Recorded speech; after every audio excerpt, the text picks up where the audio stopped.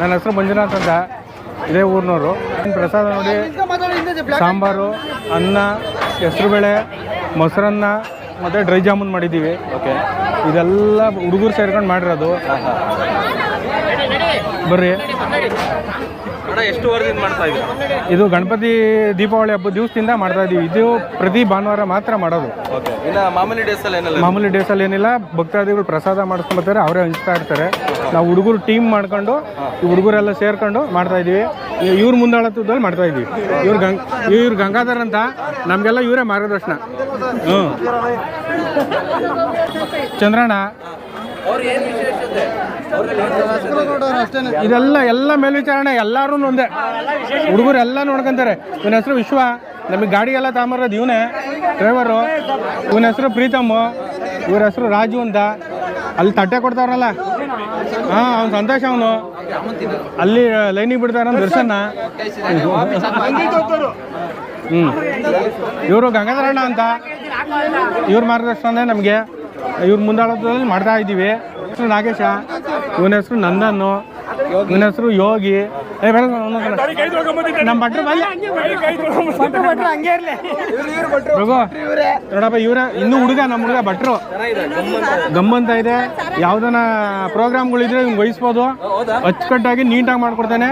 ಒಂದು ಹುಡುಗರು ಟೀಮೇ ಐತೆ, ನೀಟಾಗಿ ಕ್ಲೀನಾಗಿ ಬಂದು ಹೈಜಿನಿಕ್ಕಾಗಿ ಮಾಡ್ಕೊಡ್ತಾರೆ. ಹಾಂ, ಹೈಜಿನಿಕ್ಕಾಗಿ ಮಾಡ್ಕೊಡ್ತಾರೆ. ಅವನ ಹೆಸರು ಧನು. ಮ್ಯಾನೇಜ್ಮೆಂಟ್ ಇಲ್ಲೆಲ್ಲ ಜನಗಳು ಅವನೇ. ಹಾಂ, ಅವನೇ. ಅವ್ನು ಹಾಳು ನೋಡಿದ್ರೆ ಗೊತ್ತಾಗಲ್ವಾ? ಇಲ್ಲಿ ಎರಡನೇ ಸತಿ ಬರ್ತಾರಲ್ಲ, ಅವ್ರಿಗೆ ಕೊಡ್ತಾ ಇರೋದು. ಅಲ್ಲಿ ಒಂದ್ಸಲಿ ಹಾಕೊಂಬರ್ತಾರೆ ಲೈನಾಗಿ.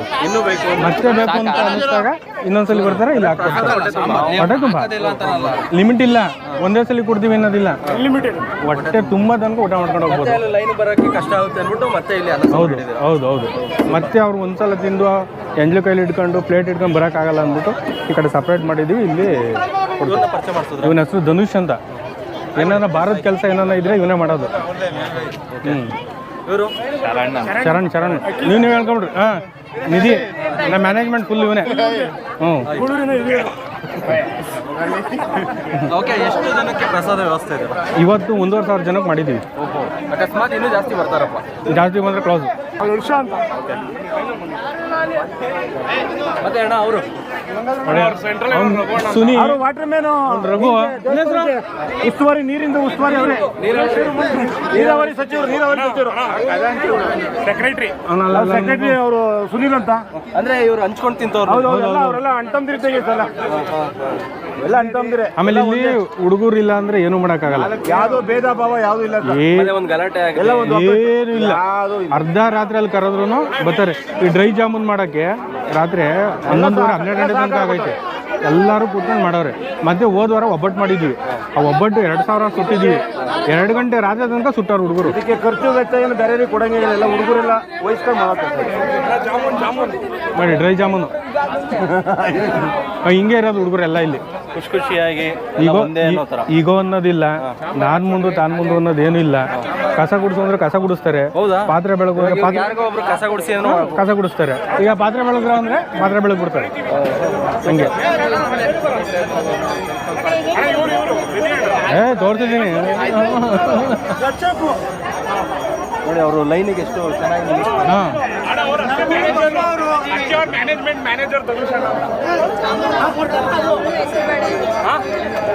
ಜಾಮೂನು, ಹೆಸರುಬೇಳೆ. ಓಕೆ, ಪ್ರಸಾದನ ಯಾವಾಗಿಂದ ಸ್ಟಾರ್ಟ್ ಮಾಡಿದ್ರು? ಅಂದ್ರೆ ಇದೆಲ್ಲ ಮಾಡೋದಕ್ಕೆ ಯಾವಾಗಿಂದ? ಇವಾಗಿಂದ? ಬೆಳಗ್ಗೆ 6 ಗಂಟೆಯಿಂದ. ಬೆಳಗ್ಗೆ 6 ಗಂಟೆಯಿಂದನೇ ತರಕಾರಿ ಹಚ್ಕೊಂಡು ರೆಡಿ ಮಾಡ್ಕೊಂಡು ಡ್ರೈ ಜಾಮೂನ್ ರಾತ್ರಿನೇ ಮಾಡಿದ್ವಿ. ಡ್ರೈ ಜಾಮೂನ್ ರಾತ್ರಿನೇ ಮಾಡಿ ಇಟ್ಕೊಂಡಿದ್ವಿ. ಈ ತರಕಾರಿ ಸಾಂಬಾರಿಗೆ ಚಲೋ ರಾತ್ರಿನೇ ಮಾಡಿಕೊಟ್ಟು ಮಾಡಿ ಇಟ್ಕೊಂಡು ಬೆಳಗ್ಗೆ ತರಕಾರಿ ಎಲ್ಲ ಹಚ್ಕೊಂಡು ರೈಸು, ಸಾಂಬಾರು, ಹೆಸರುಬೇಳೆ ಎಲ್ಲ ಮಾಡ್ಕೊಂಡು ಎತ್ಕೊಂಬಂದಿರೋದು. ಎಲ್ಲಿ ಬೇರೆ ಕಡೆ ಮಾಡ್ಬಿಟ್ಟು? ಹೌದು ಹೌದು. ಇಲ್ಲಿ ಜಾಗ ಇನ್ನೂ ಸ್ವಲ್ಪ ಇಕ್ಕಟ್ಟಿಲ್ಲಿ, ಬೇರೆ ಕಡೆ ಮಾಡ್ಕೊಂಡು. ಹೌದು ಹೌದು. ಆಮೇಲೆ ಟ್ರಾಫಿಕ್ ಆಗಬಾರ್ದು, ಬರೋ ಜನಗಳು ಹಿಂಸೆ ಪಟ್ಕೊಂಡು ಹೋಗ್ಬಾರ್ದು. ಗಣಪತಿ ಕೆಲವರು ಲೈನ್ ಅಂದ್ಬಿಟ್ಟು ಹೋಗ್ಬಿಡೋದು. ಈ ಗಣಪತಿ ದೇವಸ್ಥಾನಕ್ಕೆ ಹೋದೋ ಸಿಕ್ಕಾಪಟ್ಟೆ ರಶಪ್ಪ ಅಂತ ಅಂತಾರೆ. ಅದೇನು ಆಗಬಾರ್ದು ಅನ್ನೋ ಉದ್ದೇಶಕ್ಕೆ ಏನು ಮಾಡ್ತೀವಿ, ಬೇರೆ ಕಡೆನೇ ಮಾಡ್ಕೊಂಡು ಎತ್ಕೊಂಬತ್ತೀವಿ. ನೋಡ್ತಾ ಇದೀವಿ ನೋಡಿ ಹೆಂಗಿದ್ದಾರೆ ಜನ. ಎಷ್ಟು ಜನ ಹುಡುಗರು ಇದಾರಣ್ಣ ಅಂದಾಜು? ಎಲ್ಲ ಒಂದು 50 ಜನದ ಮೇಲೆ ಅವ್ರೆ. 50 ಜನ ಹುಡುಗರು ನೋಡಿ, ಇದು ಚಿಕ್ಕ ಹುಡುಗರಿಂದನೂ ಹೆಲ್ಪ್ ಮಾಡ್ತಾರೆ ನಮಗೆ. ಅಲ್ಲೂ ನೋಡಿದೆ ಚಿಕ್ಕ ಹುಡುಗರು ಈ ವೆಹಿಕಲ್ಗಳನ್ನ ನಿಲ್ಸೋದು. ಆಮೇಲೆ ಇಲ್ಲೇನು ಅಂದರೆ ಈ ಮಣ್ಣಿಂದ ಈ ಜಾಗದ ಪ್ರಭಾವನೇ ಅದು. ಯಾವುದೇ ಹುಡುಗರು ಬಂದ್ರೂ ಇಲ್ಲಿಗೆ ಹೊಂದ್ಕೊಂಡ್ಬಿಡ್ತಾರೆ. ಏನಾದರೂ ಸರಿ ನನ್ನ ಕೈಲಿ ಆಗಿದ್ದು ಮಾಡಬೇಕು ಅಂತಾರೆ. ಆ ಥರ ಇನ್ನೂ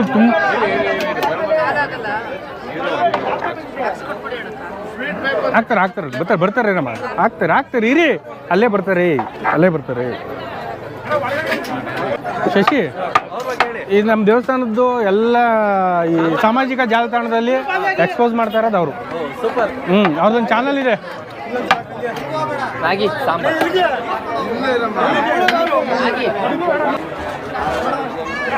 ಒಂದು ನಿಮಿಷ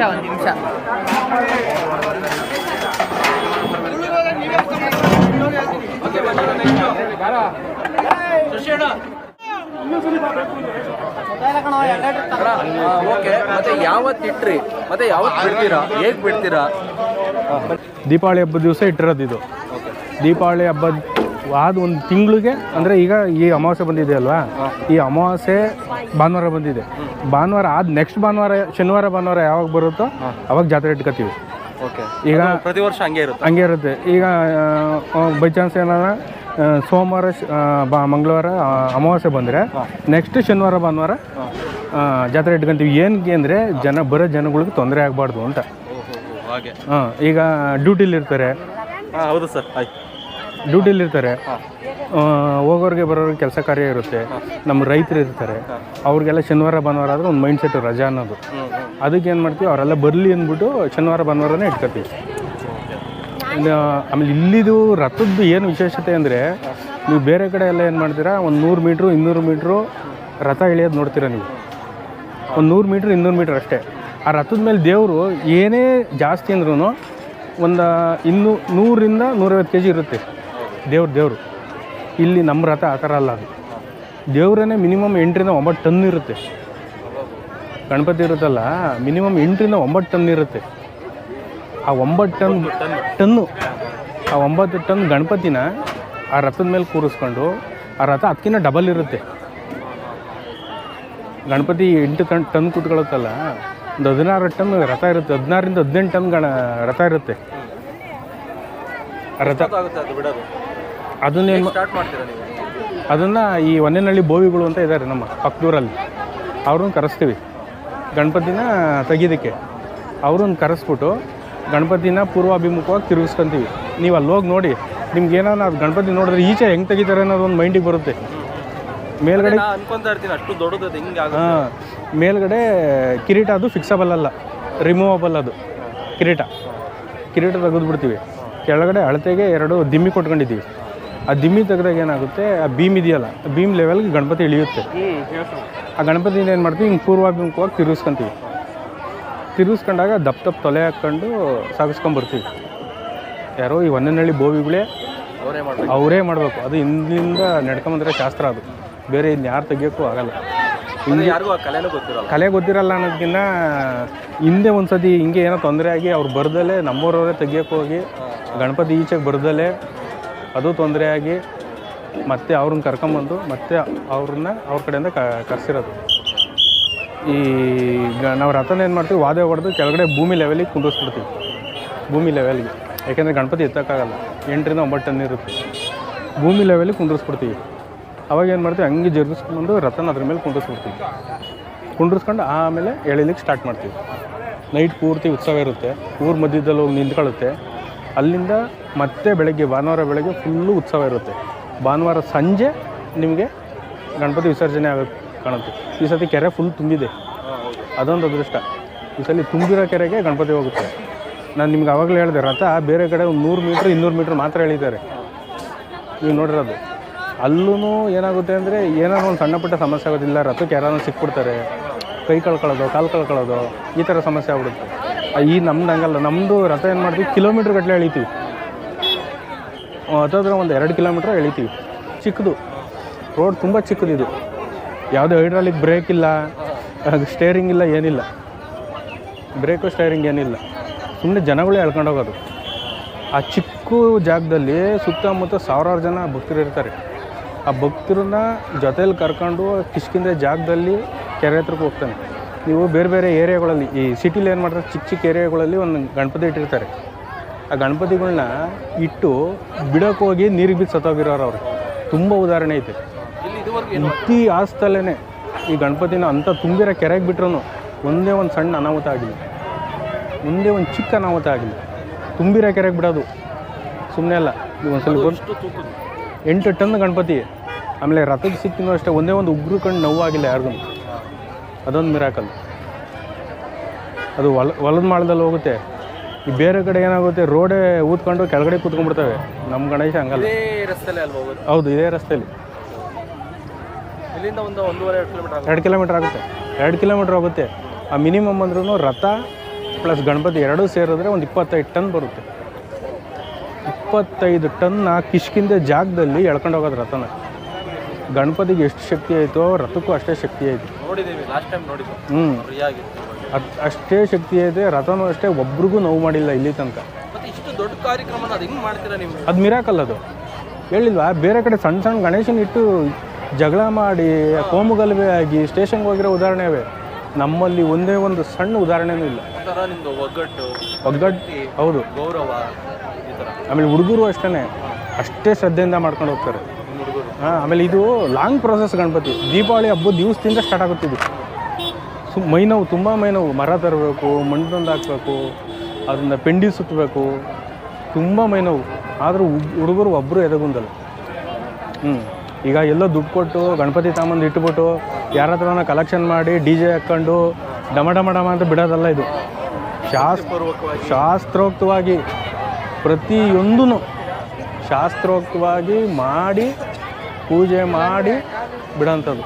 ಒಂದೊಂದು 30 ದಿವಸ ಕಾರ್ತಿಕ ಮಾಸ ಪೂರ್ತಿ ಸಂಜೆ ಮಹಾಮಂಗಳಾರತಿ ಇರುತ್ತೆ. ಆ ಮಹಾಮಂಗಳಾರತಿಗೆ ಒಂದೊಂದು ಹಾರ ಮಾಡಿಸ್ಕೊಂಡ್ಬಿಡ್ತಾರೆ. ಒಂದೊಂದು ಪೂಜೆಗೂ ಕಮ್ಮಿ ಅಂದ್ರೂ ಒಂದೊಂದು ಹಾರ 25,000 - 30,000 ರೂಪಾಯಿ ಆಗುತ್ತೆ. ನೀವು ನೋಡ್ಬೋದು, ಅಲ್ಲಿ ಹೊರಗಡೆ ಅಲ್ಲೆಲ್ಲ ತಗ್ಲಾಕೋರೆ ಹಾರಗಳು. ಒಂದೊಂದು ಬರೀ ಹಾರ, ಒಂದೊಂದು ಹಾರನೇ 30,000 ರೂಪಾಯಿ ಆಗುತ್ತೆ. ಒಂದೊಂದು ಹಾರ ಅಷ್ಟು ವಿಜೃಂಭಣೆಯಿಂದ ಮಾಡಿಸ್ಕೊಳ್ಳೋದು. ಸುಮ್ಮನೆ ಅಂಥವ್ರು ಇಂಥವ್ರು ಬೇರೆ ಊರಲ್ಲಿ ನಾವು ಮಾಡ್ತೀವಿ ಅಂತ ಹೋದವ್ರು ಆಗೋದೇ ಇಲ್ಲ. ಹೌದು, ಜನಗಳ ಸಹಕಾರ ಮೇಯ್ನ್ ಜನಗಳ ಸಹಕಾರ. ಹುಡುಗರು ಕೆಲವೊಂದು ದೇವಸ್ಥಾನಗಳು ಹೋದಾಗ ಅಲ್ಲೆಲ್ಲ ತಟ್ಟೆ ಇಟ್ಕೊಂಡಿರ್ತಾರೆ, ಪ್ರಸಾದ ಅಲ್ಲೇ ಇಟ್ಕೊಂಡಿರ್ತಾರೆ, ಇದೆಲ್ಲ ಮಾಡಿರ್ತಾರೆ. ಆಲ್ಮೋಸ್ಟ್ ಎಲ್ಲ ಕ್ಲೀನಾಗಿ ಅಲ್ಲೇ ತೊಳ್ಕೊಂಡು. ಗಣಪತಿ ಹಬ್ಬ ಬಂತು ಅಂದರೆ ಇಲ್ಲಿರೋ ಹುಡುಗರಿಗೆ ತೋಳಿಗೆ ಡಬಲ್ ಎನರ್ಜಿ ಬಂದ್ಬಿಡುತ್ತೆ. ಒಂಥರ ಹುಮ್ಮಸ್ಸು, ಒಂಥರ ಖುಷಿ. ನೀವು ಎಷ್ಟು ವರ್ಷದಿಂದ ಈ ಕಾರ್ಯದಲ್ಲಿ? ನಾವು ಹುಟ್ಟಿದಾಗ್ಲಿಂದ ಇಲ್ಲೇ ಹುಟ್ಟಿ ಆಡಿ ಬೆಳೆದಿರೋದು. ಚಿಕ್ಕ ವಯಸ್ಸಿಂದನೂ ಇದೆ. ನಮ್ಮ ಮನೆ ಇರೋದು ಇಲ್ಲೇ ಪಕ್ಕದಲ್ಲಿ. ಇಲ್ಲೇ ಹುಟ್ಟಿ ಇಲ್ಲೇ ಬೆಳೆದು ಇಲ್ಲೇ ಆಡಿರೋದು. ಇದೇ ಊರು. ಮತ್ತೆ ಇನ್ನೂ ಒಂದು 101 ಗಣಪತಿನೂ ಏನೋ ಇದು ಫೇಮಸ್. 100 ಗ್ರಾಮನ ದೇವಾಲಯಗಳ ಗ್ರಾಮ ಅಂತಾರೆ. ಯಾಕೆಂದರೆ ಈಗ ಒಂದೊಂದು ಊರಲ್ಲಿ 1 ದೇವಸ್ಥಾನ 2 ದೇವಸ್ಥಾನ ಇರ್ತವೆ. ಇಲ್ಲಿ ಮಾತ್ರ 101 ದೇವಸ್ಥಾನ ಇರೋದು. ನೀನು ಬೇಕಾದ್ರೆ ಒಂದು ದಿವಸ ಯಾವುದನ್ನ ಹೋದಾಗ ಒಂದು ದಿವಸ ಫ್ರೀ ಮಾಡ್ಕೊಂಡು ಎಲ್ಲ ದೇವಸ್ಥಾನ ಹಿಡ್ಕೊಬ. ಎಲ್ಲದೂ ರನ್ನಿಂಗ್ ಐತಿ. ಎಲ್ಲ ದೇವಸ್ಥಾನ ರನ್ನಿಂಗ್ ಐತೆ. ಎಲ್ಲ ಕೆಲವೊಂದು ಬೆರಳೆಣಿಕೆ ಅಂದರೆ ಅಸ್ತಿತ್ವನೇ ಇಲ್ಲ ಅನ್ನೋ ಥರ, ತೀರಾ ಅಸ್ತಿತ್ವನೇ ಇಲ್ಲ ಅದು ಅನ್ನೋ ಥರದವು ಕೆಲವೊಂದು ಬೆರಳೆಣಿಕೆ ಸಿಗ್ತವೆ ಅಷ್ಟೇ. ಇನ್ನೆಲ್ಲ ಆಲ್ಮೋಸ್ಟ್ ಎಲ್ಲ ಪೂಜೆ ನಡೀತಾ ಇತ್ತು. ತಿರುಪ್ತಿ ಬೇಕು ಅಂದರೆ ತಿರುಪ್ತಿ ವೆಂಕಟರಮಣ ಸ್ವಾಮಿ ಅವನು. ನಂಜನಗೂಡು ಬೇಕು ಅಂದರೆ ನಂಜನಗೂಡು ಐತೆ. ಆಂಜನೇಯ ಬೇಕು ಅಂದರೆ ನಿಮಗೆ 3 ಮುಖ ಕಾಣುತ್ತೆ. ಅಂದರೆ ದಕ್ಷಿಣಾಭಿಮುಖ ಆಂಜನೇಯ ಐತೆ. ಈ ಶೆಟ್ಟಳ್ಳಿಲಿ ಏನೈತೆ ಅದೇ ಥರನೇ ದಕ್ಷಿಣಾಭಿಮುಖ ಆಂಜನೇಯ ಕೂಡ ಐತೆ. ಧೀರ ಪ್ರತಾಪ ಆಂಜನೇಯ ಇದೆ. ಇನ್ನು ಸ್ವಲ್ಪ ಮುಂದೆ ಹೋದರೆ ಶೂಲದ ಆಂಜನೇಯ ಐತೆ. ನೀವು ವೀರಭದ್ರ ಸ್ವಾಮಿ ಬೇಕು ಅಂದರೆ ಇಲ್ಲೇ ಕಲ್ಮಠ ವೀರಭದ್ರ ಸ್ವಾಮಿ ದೇವಸ್ಥಾನ ಐತೆ. ಗಣಪತಿ ಐತೆ. ಯಲ್ಲಮ್ಮ ತಾಯಿ ಐತೆ. ಯಲ್ಲಮ್ಮ ತಾಯಿ ದೇವಸ್ಥಾನ ತುಂಬ ಅದ್ಭುತವಾಗೈತೆ. ನಿನಗೆ ಬಂದೊಂದ್ಸಲ ವಿಡಿಯೋ ಮಾಡೋಂತ ಹೇಳಿದ್ನಲ್ಲ, ಬೆಳಗ್ಗೆಯಿಂದ ಸಂಜೆವರೆಗೂ ತುಂಬ ಚೆನ್ನಾಗೈತೆ. ಆಮೇಲೆ ಕಾಶಿಲಿ ಯಾವ ಥರ ಲಿಂಗ ಐತೋ ಅದೇ ಥರ ಶಿವಲಿಂಗ ಇಲ್ಲಿ ಐತೆ. ಫಿಕ್ಸಬಲ್ಲು. ಏನಕ್ಕೆ ಅಂದರೆ ಹಿಂದೆ ಯಾರನ್ನ ದಾಳಿಗೆ ಬಂದುಬಿಡ್ತಾರೆ ಅಂದ್ಬಿಟ್ಟು ಆ ಶಿವಲಿಂಗನ ಬಿಚ್ಕೊಳೋರಂತೆ. ಥ್ರೆಡ್ ಸಿಸ್ಟಮು, ತುಂಬ ಥ್ರೆಡ್ ಸಿಸ್ಟಮು. ಈ ಮಣ್ಣಿನ ಕಣಕಣನ ಇತಿಹಾಸ ಹೇಳುತ್ತೆ ಇಲ್ಲಿ. ಇದು ಭೂಮಿನೇ ದೈವಭೂಮಿ. ಇದು 101 ದೇವಸ್ಥಾನ ಅಂದರೆ ಸುಮ್ಮನೆನಾ? 101 ದೇವಸ್ಥಾನ ಅಂದರೆ ಹಾಯ್, ಹೇಗಿತ್ತು ಪ್ರಸಾದ ತಿಂದ್ರ? ಇನ್ನೇನು ಇದು ಯಾವಾಗ ಬಿಡ್ತೀರಾ ಗಣಪತಿ ಡೇಟ್? ಈ ಶನಿವಾರ ಭಾನುವಾರ 7, 8. ಅಂದರೆ ನವಂಬರ್ ಡಿಸೆಂಬರ್ 7, 8 ಶನಿವಾರ ಸಂಜೆ ಉತ್ಸವ ಪ್ರಾರಂಭ ಆಗುತ್ತೆ. ಗಣಪತಿ ತೆಗಿಲಿಕ್ಕೆಲ್ಲ ಸ್ಟಾರ್ಟ್ ಮಾಡ್ತಾರೆ. ಭಾನುವಾರ ಸಂಜೆ ವಿಸರ್ಜನೆ ಆಗುತ್ತೆ. ಇದೇ ಶನಿವಾರ ಭಾನುವಾರ ಅಂದರೆ ಡಿಸೆಂಬರ್ 7 ಮತ್ತು 8ನೇ ತಾರೀಕು ಗಣಪತಿ ಜಾತ್ರೆ ಇದೆ. ದಯವಿಟ್ಟು ಎಲ್ಲರೂ ಬಂದು ಆ ವಿಜೃಂಭಣೆ ಉತ್ಸವಕ್ಕೆ ಹಾಜರಾಗಿ ಕಣ್ ತುಂಬ್ಕೊಳ್ಳಿ. ತುಂಬ ಚೆನ್ನಾಗಿರುತ್ತೆ. ಸ್ವಾಮಿ ಸಲ ತುಂಬಿದ ಕೆರೆಗೆ ವಿಸರ್ಜನೆ ಮಾಡ್ತೀವಿ. ಕೆರೆ ತುಂಬಿದೆ, ಕೋಡಿ ಹೋಯ್ತು. 21 ದಿವಸ ಕೋಡಿ ಹೋಗಿದೆ ಕೆರೆ ಇವತ್ತು. ಈ ಸಲ ತುಂಬಿದ ಕೆರೆಗೆ ನೋಡೋದೇ ಒಂಥರ ಅದ್ಭುತ. ಆಮೇಲೆ ತುಂಬ ಪಟಾಕಿ ಹೊಡಿತಾರೆ, ಔಟ್ಸ್ಗಳು ಹೊಡಿತಾರೆ. ಅದ್ರ ಮಧ್ಯದಲ್ಲಿ ತುಂಬಿರೋ ಕೆರೆಯಲ್ಲಿ